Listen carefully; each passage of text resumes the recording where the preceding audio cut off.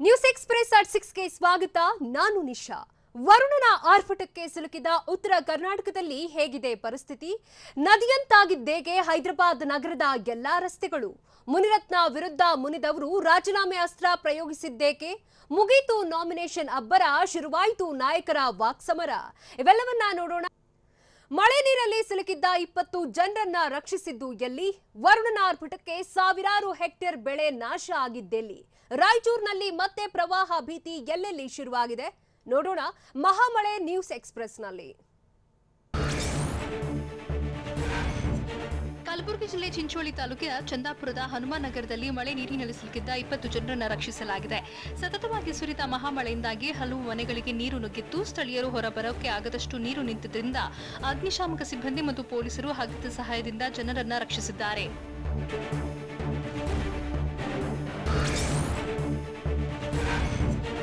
ಗದಗ ನಗರ ಸೇರಿದಂತೆ ಜಿಲ್ಲೆಯ ಹಲವೆಡೆ ಮಳೆ ಆರ್ಭಟ ಮುಂದುವರೆದಿದೆ. ರೋಣ ತಾಲೂಕಿನಲ್ಲಿ ಮಳೆ ಹೊಡೆತಕ್ಕೆ ಜಮೀನುಗಳಲ್ಲಿ ಅಪಾರ ನೀರು ನಿಂತಿದೆ.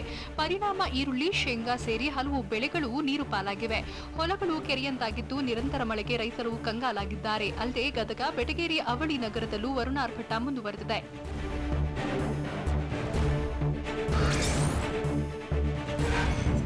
ಕಲಬುರಗಿ ಜಿಲ್ಲೆಯಲ್ಲಿ ಸುರಿತಿರೋ ಭಾರಿ ಮಳೆಗೆ ಅವಾಂತರ ಸೃಷ್ಟಿಯಾಗಿದೆ. ಸತತ ವರ್ಷಧಾರೆಗೆ ಸಾವಿರಾರು ಹೆಕ್ಟೇರ್ ಪ್ರದೇಶದಲ್ಲಿದ್ದ ಬೆಳೆ ಮಳೆ ನೀರು ಪಾಲಾಗಿದೆ. ಜಿಲ್ಲೆಯ ವಿವಿಧ ತಾಲೂಕುಗಳಲ್ಲಿ ಸಾವಿರಾರು ಹೆಕ್ಟೇರ್ ಹತ್ತಿ, ತೊಗರಿ ಬೆಳೆ ಜಲಾವೃತವಾಗಿದೆ. ಅತಿವೃಷ್ಟಿಗೆ ಅಪಾರ ಬೆಳೆ ನಾಶವಾಗಿದ್ದು ಅನ್ನದಾತ ಕಂಗಾಲಾಗಿದ್ದಾನೆ.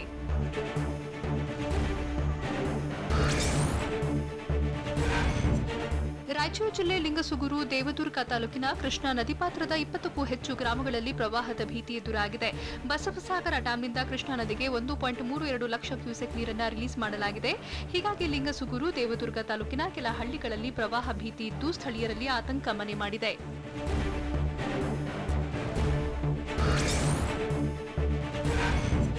ವಿಜಯಪುರ ಜಿಲ್ಲೆಯಲ್ಲೂ ವರುಣಾರ್ಭಟಕ್ಕೆ ಜನಜೀವನ ಅಸ್ತವ್ಯಸ್ತವಾಗಿದೆ. ಜಿಲ್ಲೆಯಲ್ಲಿ ಹಲವೆಡೆ ಭಾರೀ ಮಳೆ ಸುರಿದಿದ್ದು ಸಿಂದಗಿ ತಾಲೂಕಿನ ಮೋರಟಗಿ ಗ್ರಾಮದಲ್ಲಿ ಮನೆಗಳು ಜಲಾವೃತವಾಗಿದ್ವು. ಇದರಿಂದ ಗ್ರಾಮಸ್ಥರು ಪರದಾಡುವಂತಾಗಿತ್ತು. ಮನೆಗಳಲ್ಲಿದ್ದ ಅಪಾರ ಪ್ರಮಾಣದ ವಸ್ತುಗಳು ಮಳೆ ನೀರು ಪಾಲಾಗಿದ್ದರಿಂದ ಜನ ಪೇಚಾಡುವಂತಾಗಿತ್ತು.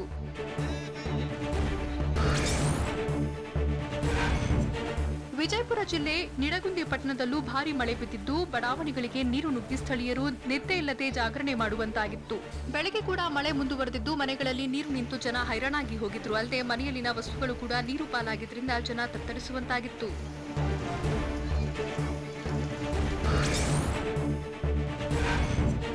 ಕಲಬುರಗಿ ಜಿಲ್ಲೆ ಅಫಜಲ್ಪುರ ತಾಲೂಕಿನ ಗಣಗಾಪುರ ಗತ್ತರಗಿ ಸೇತುವೆಗಳು ಮುಳುಗುವ ಹಂತ ತಲುಪಿದೆ. ಭೀಮಾ ನದಿ ಪಾತ್ರದಲ್ಲಿ ಭಾರೀ ಮಳೆ ಬೀಳ್ತಿದ್ದು ನದಿಗೆ ಅಡ್ಡಲಾಗಿ ನಿರ್ಮಿಸಿರುವ ಸೇತುವೆಗಳು ಮುಳುಗಡೆ ಹಂತಕ್ಕೆ ಬಂದಿವೆ. ಅಲ್ಲದೆ ಭೀಮೆಗೆ ಸೊನ್ನೆ ಡ್ಯಾಂನಿಂದ 70,000 ಕ್ಯೂಸೆಕ್ ನೀರು ಬಿಡುಗಡೆ ಮಾಡಲಾಗಿದೆ. ಹೀಗಾಗಿ ಭೀಮಾ ನದಿ ಉಕ್ಕಿ ಹರಿತಾ ಇದೆ.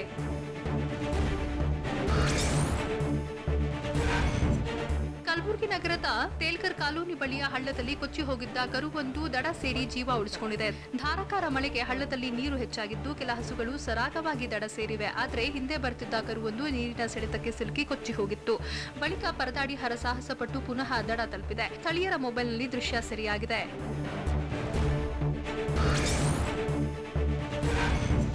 ಬಾಗಲಕೋಟೆ ಜಿಲ್ಲೆಯ ರಬಕವಿ ಪಟ್ಟಣದ ಬ್ರಹ್ಮಾನಂದ ನಗರದಲ್ಲಿ ಕೊಳವೆ ಬಾವಿಯೊಂದು ಉಕ್ತಾ ಇದೆ. ನಿರಂತರ ಮಳೆಗೆ ಅಂತರ್ಜಲ ಹೆಚ್ಚಿದ್ದು ಬತ್ತಿ ಹೋಗಿದ್ದ ಬೋರ್ವೆಲ್ಗಳಿಗೆ ಜೀವ ಬಂದಂತಾಗಿದೆ. ವಿಜಯ್ ಹೂಕಾರ ಅನ್ನೋರಿಗೆ ಸೇರಿದ ಕೊಳವೆ ಬಾವಿ ಕಳೆದ 10 ವರ್ಷದಿಂದ ಬತ್ತಿ ಹೋಗಿತ್ತು. ಅಲ್ಲದೆ ಚಿಮ್ಮಡಿ ಗ್ರಾಮದಲ್ಲೂ ಬೋರ್ವೆಲ್ ಉಕ್ಕಿ ಹರಿತಾ ಇದೆ.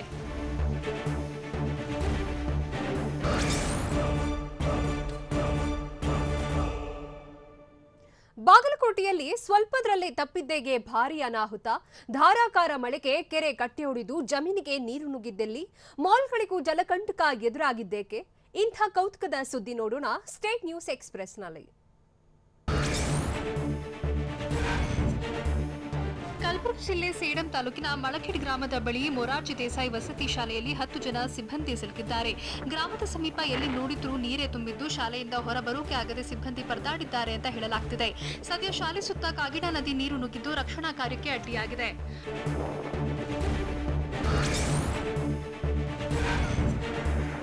ಬಾಗಲಕೋಟೆ ಜಿಲ್ಲೆಯ ಮಹಾಲಿಂಗಪುರ ಗ್ರಾಮದಲ್ಲಿ ಧಾರಾಕಾರವಾಗಿ ಸುರಿದಿರೋ ಮಳೆಗೆ ಮನೆಯೊಂದು ಕುಸಿದು ಬಿದ್ದಿದೆ. ಮಾಳಿಗೆ ಮೇಲೆ ಗೋಡೆ ಕುಸಿದಿದ್ದು ಮನೆ ಜಖಮ್ಮಾಗಿದೆ. ಈ ವೇಳೆ ಮನೆಯಲ್ಲಿದ್ದ ಲಕ್ಷ್ಮಣ ಗಾಡಿವಡ್ಡರ ಎಂಬಾತ ಪ್ರಾಣಾಪಾಯದಿಂದ ಪಾರಾಗಿದ್ದಾರೆ. ರಬಕವಿ ಬನಹಟ್ಟಿ ತಾಲೂಕಿನಲ್ಲಿ 60ಕ್ಕೂ ಹೆಚ್ಚು ಮನೆ ನೆಲಕ್ಕೆ ಉರುಳಿವೆ.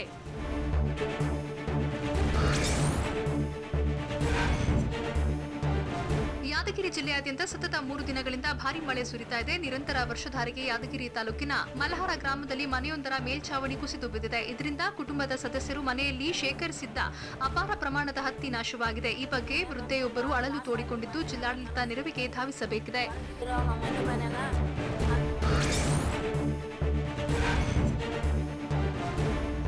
ವಿಜಯಪುರ ಜಿಲ್ಲೆ ಬಬಲೇಶ್ವರ ತಾಲೂಕಿನ ಸಾರವಾಡದಲ್ಲಿ ಕೆರೆಯ ಕಟ್ಟೆ ಒಡೆದು ಅಪಾರ ನೀರು ಪೋಲಾಗಿದೆ. ಭಾರಿ ಮಳೆಗೆ ತುಂಬಿದ್ರಿಂದ ಮಲ್ಲಪ್ಪನ ಕೆರೆ ಒಡೆದಿದ್ದು ನೀರು ಜಮೀನುಗಳಿಗೆ ನುಗ್ಗಿದೆ. ಪರಿಣಾಮ ಅಪಾರ ಬೆಳೆ ನಾಶವಾಗಿದೆ. ಸತತ ವರ್ಷಧಾರೆಗೆ ಕಂಗಾಲಾಗಿದ್ದ ರೈತರಿಗೆ ಕೆರೆ ನೀರಿನಿಂದಾಗಿ ಮತ್ತೆ ಸಂಕಷ್ಟ ಎದುರಿಸುವಂತಾಗಿದೆ.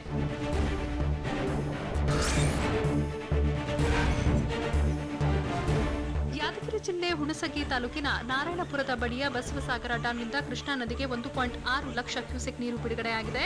ರಾತ್ರಿ ವೇಳೆ ಮತ್ತಷ್ಟು ನೀರನ್ನು ಹೊರ ಹರಿಸಲಾಗಿದೆ. ಹೀಗಾಗಿ ಎಚ್ಚರದಿಂದ ಇರುವಂತೆ ನದಿ ಪಾತ್ರದ ಜನರಿಗೆ ಡ್ಯಾಂನ ಅಧಿಕಾರಿಗಳು ಮನವಿ ಮಾಡಿದ್ದಾರೆ. ಸತತ ಮಳೆಗೆ ಡ್ಯಾಂಗೆ ಸಾಕಷ್ಟು ನೀರು ಹರಿದು ಬರುತ್ತಿದ್ದು ಹೆಚ್ಚುವರಿ ನೀರನ್ನು ಹೊರಬಿಡಲಾಗುತ್ತಿದೆ.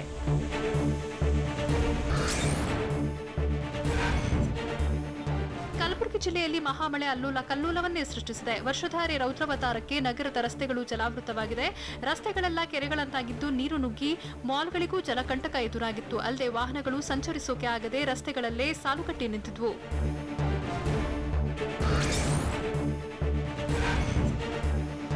ಕೊಪ್ಪಳ ತಾಲೂಕಿನ ಗಟ್ಟರಡಿ ಹಾಳ ಗ್ರಾಮದಲ್ಲಿ ಸವಾರನೊಬ್ಬ ಹಳ್ಳದಲ್ಲಿ ಬಿದ್ದಿದ್ದ ಬೈಕ್ವೊಂದನ್ನ ಮೇಲೆತ್ತಿದ್ದಾನೆ. ದಾಟುವಾಗ ಬೈಕ್ ಸಮೇತ ಸವಾರ ಹಳ್ಳದಲ್ಲಿ ಬಿದ್ದಿದ್ದ. ಈ ವೇಳೆ ಜೀವದ ಹಂಗು ತೋರಿದು ಹಗ್ಗದ ಸಹಾಯ ಮತ್ತು ಸ್ಥಳೀಯರ ನೆರವಿನಿಂದ ಕೊನೆಗೂ ಬೈಕ್ ಮೇಲೆತ್ತಿದ್ದಾನೆ. ತಾಲೂಕಿನ ಕಾವಲೂರಿನಿಂದ ಮುಂಡರಗಿಗೆ ತೆರಳುವ ವೇಳೆ ಸವಾರ ಹಳ್ಳದ ರಭಸಕ್ಕೆ ಸಿಲುಕಿದ್ದ.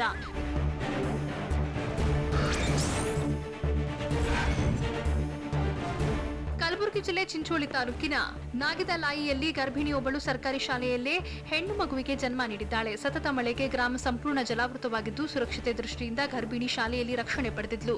ಹೆರಿಗೆ ಬಳಿಕ ತಾಯಿ ಮಗುವನ್ನ ಸಾಲೆಬೀರನಹಳ್ಳಿ ಆಸ್ಪತ್ರೆಗೆ ಶಿಫ್ಟ್ ಮಾಡಲಾಗಿದೆ.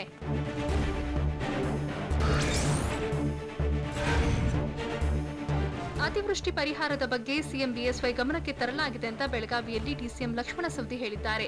ಕಳೆದ ವರ್ಷದ ಮತ್ತು ಪ್ರಸಕ್ತ ಸಾಲಿನ ಅತಿವೃಷ್ಟಿ ಬಗ್ಗೆ ಕೃಷಿ ಕಂದಾಯ ಇಲಾಖೆ ಜಂಟಿಯಾಗಿ ಸರ್ವೆ ಮಾಡ್ತಿವೆ. ಆದರೆ ಕೊರೋನಾ ಕಾರಣದಿಂದ ಆದಾಯದಲ್ಲಿ ಕೊರತೆ ಎದುರಾಗಿದೆ. ಕೇಂದ್ರ 33,000 ಕೋಟಿ ಸಾಲ ಕೊಡೋಕೆ ಮುಂದಾಗಿದ್ದು ಬಂದ ತಕ್ಷಣ ಹಣ ಬಿಡುಗಡೆ ಮಾಡಲಾಗುತ್ತೆ ಅಂತ ಸವದಿ ತಿಳಿಸಿದ್ದಾರೆ.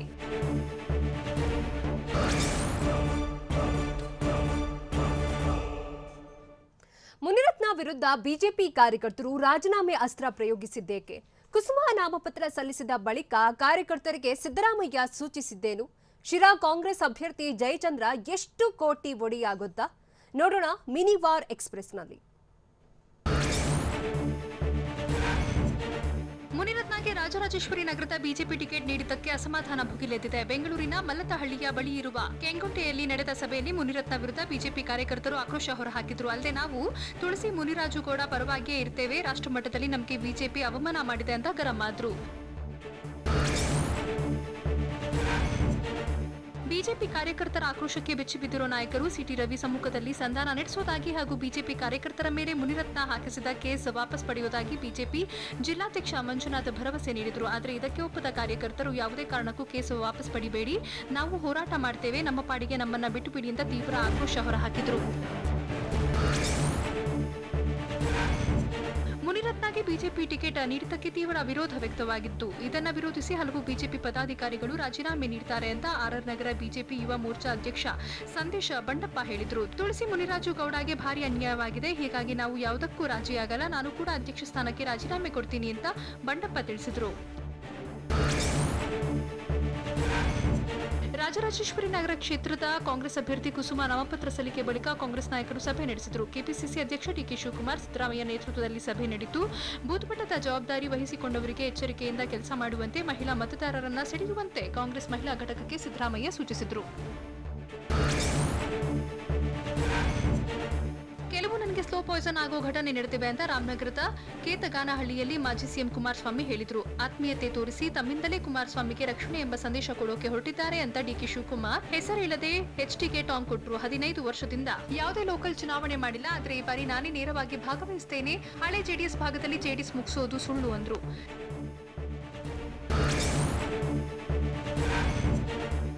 ತುಮಕೂರು ತುಮಕೂರು ಜಿಲ್ಲೆ ಶಿರಾ ಕ್ಷೇತ್ರದಲ್ಲಿ ಜೆಡಿಎಸ್ ಅಭ್ಯರ್ಥಿ ಅಮ್ಮಜಮ್ಮ ಅಬ್ಬರ ನಾಮಪತ್ರ ಸಲ್ಲಿಸಿದ್ದಾರೆ. ಕೊರೋನಾ ಹಿನ್ನೆಲೆ ಅಮ್ಮಜಮ್ಮ ಅನುಪಸ್ಥಿತಿಯಲ್ಲಿ ಶಿರಾ ಮಿನಿ ವಿಧಾನಸೌಧದಲ್ಲಿ ನಾಮಪತ್ರ ಸಲ್ಲಿಸಲಾಯಿತು. ಜೆಡಿಎಸ್ ಅಭ್ಯರ್ಥಿ ಅಮ್ಮಜಮ್ಮ ಪರವಾಗಿ ಮಾಜಿ ಸಚಿವ ಎಚ್ ಡಿ ರೇವಣ್ಣ, ದಿವಂಗತ ಸತ್ಯನಾರಾಯಣ ಅವರ ಪುತ್ರ ಸತ್ಯಪ್ರಕಾಶ್, ಜೆಡಿಎಸ್ ರಾಜ್ಯಾಧ್ಯಕ್ಷ ಎಚ್ ಡಿ ಕುಮಾರಸ್ವಾಮಿ ನಾಮಪತ್ರ ಸಲ್ಲಿಸಿದರು.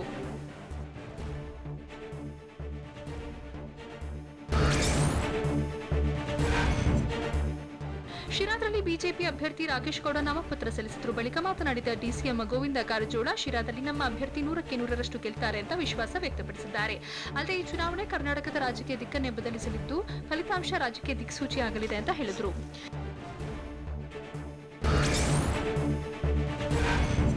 ಶಿರಾ ಕಾಂಗ್ರೆಸ್ ಅಭ್ಯರ್ಥಿ ಟಿಬಿ ಜಯಚಂದ್ರ ಆದಾಯ ಘೋಷಣೆ ಮಾಡಿದ್ದು 14 ಕೋಟಿ ಒಡೆಯರಾಗಿದ್ದಾರೆ. ಪತ್ನಿ ಜಿಎಚ್ ನಿರ್ಮಲಾ ಸಹ 8 ಕೋಟಿ ಒಡತಿ. ಜಯಚಂದ್ರ ಅವರ ವಾರ್ಷಿಕ ಆದಾಯ 68,01,856 ರೂಪಾಯಿ ಆಗಲಿದ್ದು, ಠೇವಣಿ ಷೇರುಗಳ ರೂಪದಲ್ಲಿ ಹಣ ತೊಡಗಿಸಿರುವ ಒಟ್ಟು ಚರಾಸ್ತಿ 1,33,81,409 ರೂಪಾಯಿ. ಇನ್ನು ನಾಮಪತ್ರ ಸಂದರ್ಭದಲ್ಲಿ ಸಲ್ಲಿಸಿರುವ ಅಫಿಡವಿಟ್ನಲ್ಲಿ 2 ಕ್ರಿಮಿನಲ್ ಕೇಸ್ಗಳಿರುವುದಾಗಿ ಜಯಚಂದ್ರ ತಿಳಿಸಿದ್ದಾರೆ. ನಾನು ಅಹಿಂದ ರಾಮಯ್ಯ ಅಂತ ಎಚ್ಡಿಕೆ ಹೇಳಿದ್ದು ಅದು ಸರಿಯಾಗೇ ಇದೆ. ನಾನು ಅಹಿಂದ ನಾಯಕತ್ವದಿಂದಲೇ ಬಂದವನು, ಹೀಗಾಗಿ ಅಹಿಂದ ಪರ ಇದ್ದೇನೆಂದು ಹೇಳಿಕೊಳ್ಳೋಕೆ ಮುಜುಗರ ಇಲ್ಲ ಅಂತ ಸಿದ್ದರಾಮಯ್ಯ ಹೇಳಿದ್ದಾರೆ. ಅಲ್ಲದೆ ಹಣಕಾಸಿಗೆ ಮುನಿರತ್ನ ಬಿಜೆಪಿಗೆ ಹೋಗಿದ್ದು ತನ್ನ ವಿರುದ್ಧ ಕೇಸ್ನಿಂದ ಬಚಾವಾಗೋಕೆ ಅಲ್ಲಿಗೆ ಹೋಗಿದ್ದಾನೆ ಅಂತ ಆರೋಪಿಸಿದ್ರು. ಅಲ್ಲದೆ ನಾವು ಈ ಬಾರಿ ಸಮರ್ಥ ವಿದ್ಯಾವಂತ ಅಭ್ಯರ್ಥಿ ನಿಲ್ಲಿಸಿದ್ದೇವೆ ಅಂತ ಹೇಳಿದ್ರು.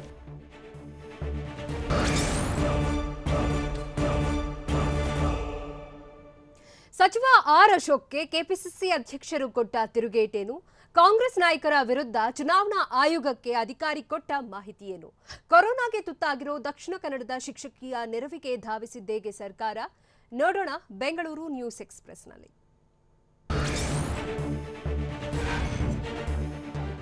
ನಗರ ಶಿರಾ ಕ್ಷೇತ್ರದಲ್ಲಿ ಬಿಜೆಪಿ ಸೋತರೆ ಸರ್ಕಾರ ಬಿತ್ತೋಗಲ್ಲ, ಆದರೆ ಕೇಂದ್ರ ಮತ್ತು ರಾಜ್ಯ ಸರ್ಕಾರಕ್ಕೆ ಸಂದೇಶ ರವಾನೆಯಾಗಲಿದೆ ಅಂತ ಕೆಪಿಸಿಸಿ ಅಧ್ಯಕ್ಷ ಡಿಕೆ ಶಿವಕುಮಾರ್ ಹೇಳಿದ್ದಾರೆ. ಅಲ್ಲದೆ ಬಿಜೆಪಿಯವರು ಯಾರನ್ನ ಬೇಕಾದ್ರೂ ಪುಡಿ ಮಾಡ್ತಾರೆ ಅಂತ ಕಂದಾಯ ಸಚಿವ ಆರ್ ಅಶೋಕ್ಗೆ ತಿರುಗೇಟು ನೀಡಿದ್ರು. ಇದಕ್ಕೂ ಮುನ್ನ ಎಲೆಕ್ಷನ್ ನಲ್ಲಿ ಬಂಡೆ ಕಲ್ಲು ಆಟ ನಡೆಯಲ್ಲ ಅಂತ ಆರ್ ಅಶೋಕ್ ಹೇಳಿದ್ರು.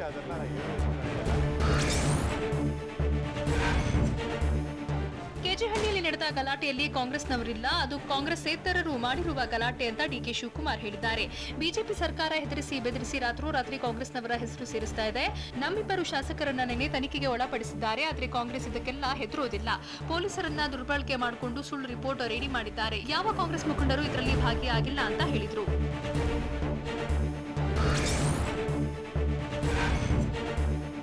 ಬೈ ಎಲೆಕ್ಷನ್ಗೆ ನಾಮಪತ್ರ ಸಲ್ಲಿಸಿದ ಬೆನ್ನಲ್ಲೇ ವಾಕ್ಸಮರ ಶುರುವಾಗಿದೆ. ಡಿಕೆ ಶಿವಕುಮಾರ್ಗೆ ಮಾಜಿ ಸಿಎಂ ಎಚ್ ಡಿ ಕುಮಾರಸ್ವಾಮಿ ತಿರುಗೇಟು ನೀಡಿದ್ದು, ಕಾಂಗ್ರೆಸ್ ಮುಖಂಡರು ಅವರದ್ದೇ ಶಾಸಕನ ಮನೆಗೆ ಬೆಂಕಿ ಹಚ್ಚೋಕೆ ಹೋಗಿದ್ರು, ಈಗ ಯಾವ ಮುಖ ಇಟ್ಕೊಂಡು ಮತ್ತೆ ಕೇಳ್ತಾರೆ ಅಂತ ಪ್ರಶ್ನೆ ಮಾಡಿದ್ದಾರೆ. ಇದೇ ವೇಳೆ ಬಿಜೆಪಿ ವಿರುದ್ಧವೂ ಕಿಡಿಕಾರಿದ ಅವರು, ಕೋವಿಡ್ ನಿಯಂತ್ರಿಸುವಲ್ಲಿ ಸರ್ಕಾರ ವಿಫಲವಾಗಿದೆ, ಬಿಜೆಪಿಗರು ಚುನಾವಣೆಗೆ ನಿಂತಲ್ಲೆಲ್ಲ ಗೆಲ್ಲುವ ಭ್ರಮೆಯಲ್ಲಿದ್ದಾರೆ ಅಂತ ಹೇಳಿದರು.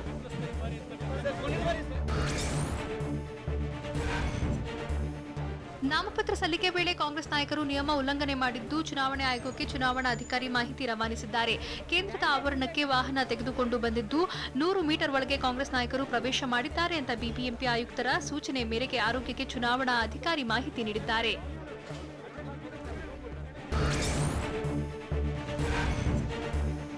ಹವಾಮಾನ ಇಲಾಖೆ ಉತ್ತರ ಕರ್ನಾಟಕದಲ್ಲಿ ಪ್ರವಾಹದ ಮುನ್ಸೂಚನೆ ಕೊಟ್ಟಿದೆ. ಭಾರೀ ಮಳೆಯಿಂದ ಕೃಷ್ಣಾ ನದಿ ಉಕ್ಕಿ ಹರಿಯುವ ಸಾಧ್ಯತೆ ಇದ್ದು, ನದಿಯ ಪಕ್ಕದಲ್ಲಿರೋರಿಗೆ ಎಚ್ಚರದಿಂದ ಇರೋಕೆ ತಿಳಿಸಿದೆ.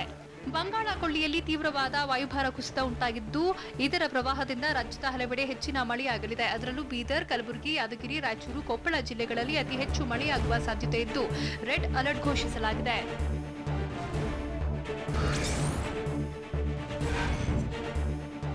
ಮೈಸೂರು ಜಿಲ್ಲಾಧಿಕಾರಿಯಾಗಿದ್ದ ಬಿ ಶರತ್ ವರ್ಗಾವಣೆ ಪ್ರಕರಣ ವಿಚಾರಣೆಯನ್ನ ಅಕ್ಟೋಬರ್ 16ಕ್ಕೆ ಮುಂದೂಡಲಾಗಿದೆ. ಅವಧಿ ಪೂರ್ವ ವರ್ಗಾವಣೆ ಪ್ರಶ್ನಿಸಿ ಬಿ ಶರತ್ ಅರ್ಜಿ ಸಲ್ಲಿಸಿದ್ದು, ಜಿಲ್ಲಾಧಿಕಾರಿ ರೋಹಿಣಿ ಸಿಂಧೂರಿ ನೇಮಕಕ್ಕೆ ತಡೆ ಕೋರಿದ್ದಾರೆ. ಆದರೆ ವಿಡಿಯೋ ಕಾನ್ಫರೆನ್ಸ್ ವಿಚಾರಣೆ ವೇಳೆ ತಾಂತ್ರಿಕ ದೋಷ ಉಂಟಾಗಿದ್ದು, ವಿಚಾರಣೆ ಮುಂದೂಡಲಾಗಿದೆ.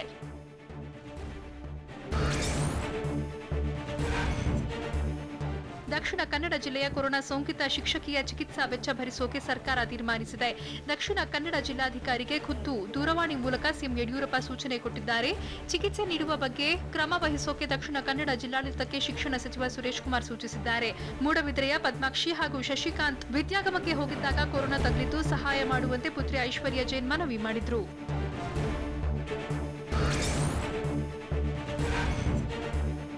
ನಿಷೇಧಿತ ಕ್ಯಾಟ್ಫಿಶ್ ಸಾಕಣೆ ಮಾಡುತ್ತಿದ್ದ ಹೊಂಡಗಳ ಮೇಲೆ ಪೊಲೀಸರು ದಾಳಿ ನಡೆಸಿದ್ದಾರೆ.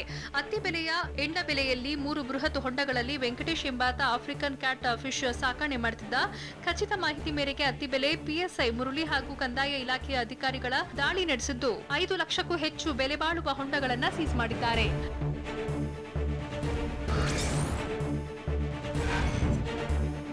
ಯುಎಫ್ಒ ಕ್ಯೂಬ್ನಿಂದ ಕನ್ನಡ ಚಿತ್ರರಂಗಕ್ಕೆ ಬಿಗ್ ರಿಲೀಫ್ ಸಿಕ್ಕಿದೆ. ನಿಗದಿತ ದರ ಕಡಿಮೆ ಮಾಡೋಕೆ ಕ್ಯೂಬ್ ಒಪ್ಪಿದ್ದು ನಿರ್ಮಾಪಕರಿಗೆ ಶೇಕಡಾ 50% ವಿನಾಯಿತಿ ಸಿಗಲಿದೆ. 7 ತಿಂಗಳ ಕಾಲ ಶೇಕಡಾ 50% ವಿನಾಯಿತಿ ಮುಂದುವರಿಕೆ ಮಾಡೋಕೆ ತೀರ್ಮಾನಿಸಲಾಗಿದೆ. ದರರಹಿತ ಮಾಡುವಂತೆ ನಿರ್ಮಾಪಕರ ಸಂಘ ಸುದ್ದಿಗೋಷ್ಠಿ ನಡೆಸಿ ಒತ್ತಾಯಿಸಿತ್ತು. ಆದರೆ ಸಂಪೂರ್ಣ ಉಚಿತ ಮಾಡದೆ ಅರ್ಧದಷ್ಟು ದರ ಇಳಿಕೆ ಮಾಡಲಾಗಿದೆ.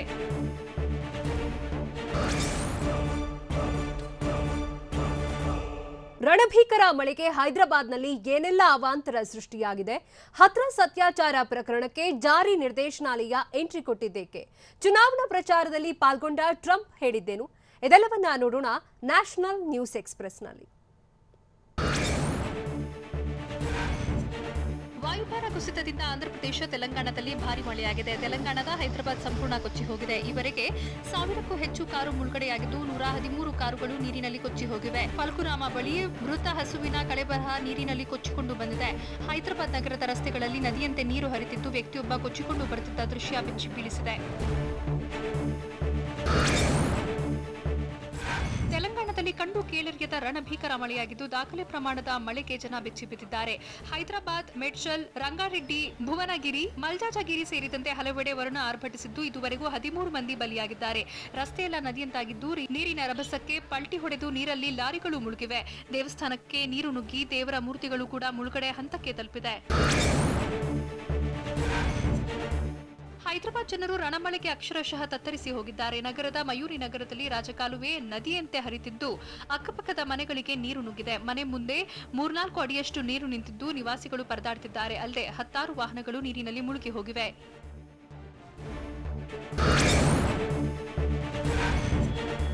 ಹಥ್ರಾಸ್ ಅತ್ಯಾಚಾರ ಪ್ರಕರಣದ ತನಿಖೆಯನ್ನ ಸಿಬಿಐ ಚುರುಕುಗೊಳಿಸಿದೆ. ಪ್ರಕರಣದ ಸಾಕ್ಷಿಗಳನ್ನ ವಿಚಾರಣೆ ನಡೆಸ್ತಾ ಇದೆ. ಸಂತ್ರಸ್ತೆಯ ಕುಟುಂಬದ ಫೋನ್ ಕಾಲ್ ಡೀಟೇಲ್ಸ್ ರೆಕಾರ್ಡ್ ಅನ್ನ ಸಿಬಿಐ ಪರಿಶೀಲನೆ ನಡೆಸ್ತಾ ಇದೆ. ಅಲ್ಲದೆ ಸಂತ್ರಸ್ತೆಯ ತಂದೆ ಹಾಗೂ ಸಹೋದರನನ್ನ ಕಚೇರಿಗೆ ಕರೆಸಿಕೊಂಡು ಸಿಬಿಐ ಅಧಿಕಾರಿಗಳು ವಿಚಾರಣೆ ನಡೆಸಿದ್ದಾರೆ. ಮತ್ತೊಂದು ಕಡೆ ಜಾರಿ ನಿರ್ದೇಶನಾಲಯ ಮಥುರಾಗೆ ಆಗಮಿಸಿದ್ದು ಶಂಕಿತ ಪಿಎಫ್ಐ ಕಾರ್ಯಕರ್ತನನ್ನ ವಿಚಾರಣೆಗೆ ಒಳಪಡಿಸಿದೆ.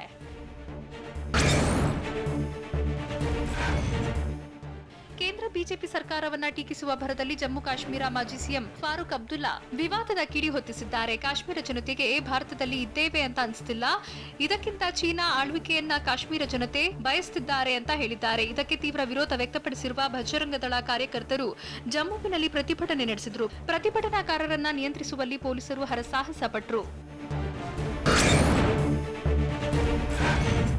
ಮಹಾರಾಷ್ಟ್ರದಲ್ಲಿ ರಾಜ್ಯ ಸರ್ಕಾರ ಹಾಗೂ ಗವರ್ನರ್ ನಡುವೆ ಸಂಘರ್ಷ ಶುರುವಾಗಿದೆ.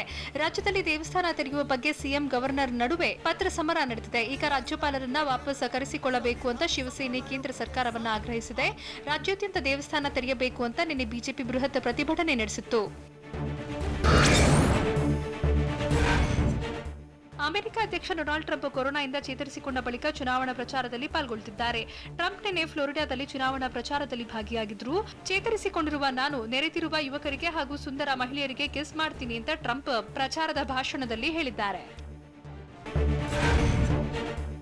ಏಷ್ಯಾ ರಾಷ್ಟ್ರಗಳೊಂದಿಗೆ ಅಮೆರಿಕ ವಿವಿಧ ಕ್ಷೇತ್ರಗಳಲ್ಲಿ ಮಾಡಿಕೊಳ್ತಿರುವ ಒಪ್ಪಂದಗಳ ಮೂಲಕ ಭಾರಿ ಬೆದರಿಕೆ ಒಡ್ಡುತ್ತಿದೆ ಅಂತ ಚೀನಾ ಆತಂಕ ವ್ಯಕ್ತಪಡಿಸಿದೆ. ಇಂಡೋ ಪೆಸಿಫಿಕ್ ನ್ಯಾಟೋ ಕೂಟವೊಂದು ಸ್ಥಾಪಿಸೋಕೆ ಅಮೆರಿಕ ಹವಣಿಸುತ್ತಿದೆ. ಈ ಮೂಲಕ ಈ ಭಾಗದ ರಾಷ್ಟ್ರಗಳ ನಡುವೆ ಸಂಘರ್ಷ ಏರ್ಪಡುವಂತೆ ಮಾಡುವುದು, ಭೌಗೋಳಿಕ ಮತ್ತು ರಾಜಕೀಯ ವಿಷಯದಲ್ಲಿ ಪರಸ್ಪರರಲ್ಲಿ ಭಿನ್ನಾಭಿಪ್ರಾಯ ಮೂಡಿಸೋಕೆ ಯತ್ನಿಸ್ತಾ ಇದೆ ಅಂತ ಚೀನಾ ಆರೋಪಿಸಿದೆ.